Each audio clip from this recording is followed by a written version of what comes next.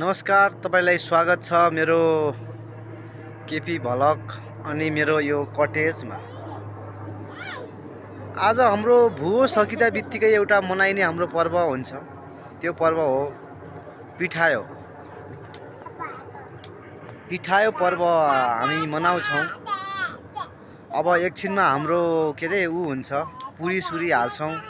सबै फ्यामिलीहरू बसेर पुरी खाने काम पनि हुन्छ र पिठायो लगाउने काम पनि हुन्छ। पिठायो लगाइसकेपछि सबैजना अब जान्दा मान्छे सबैजनालाई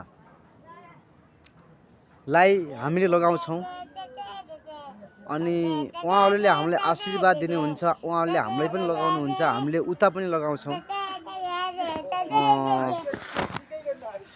हामीले लगाइसकेपछि सबैजना मिलेर अनि एउटा ठाउँमा जम्मा हुन्छौँ। जम्मा भएपछि जब मिठा मिठा खाने परिकारहरू बनाउँछौँ।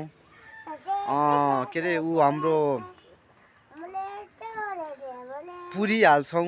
पुरी हालिसकेपछि अनि टक्क अब अरू के पाउँछ आफूसँग भएको खान्छौँ। अनि अब दही दुध केरा माछा मासु सबै खान्छौँ अनि सबैजना मिलेर जम्का भेट हुन्छ। दिदी बहिनी आउनुहुन्छ। अब अहिले त खासै अब यस्तो छ, हामी चाहिँ अहिले काठमाडौँमा छौँ। काठमाडौँबाट बोलिरहेको छु मैले अहिले।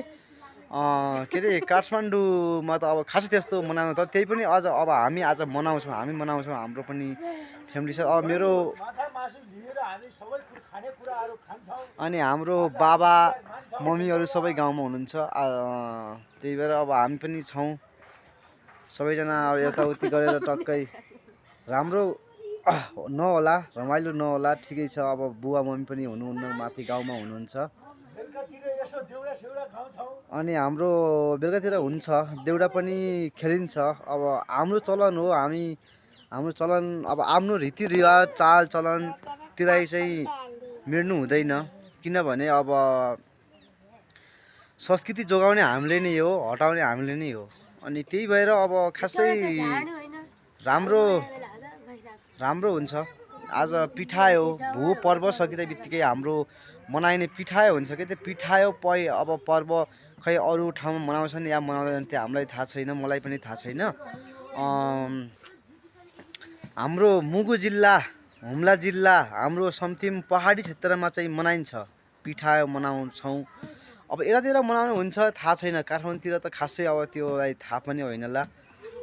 त्यही भएर अब के हुन्छ, अब सबैजनालाई देश तथा विदेशमा रहनुहुने नेपाली, पहाडी, हुम्ली, मुगाली सबैजना दाजुभाइ दिदीबहिनीहरूलाई यो हाम्रो भुवो पर्व सकिँदा बित्तिकै हाम्रो मनाइने के भन्छ पिठायोको भव्य शुभकामना व्यक्त गर्न चाहन्छु। धन्यवाद।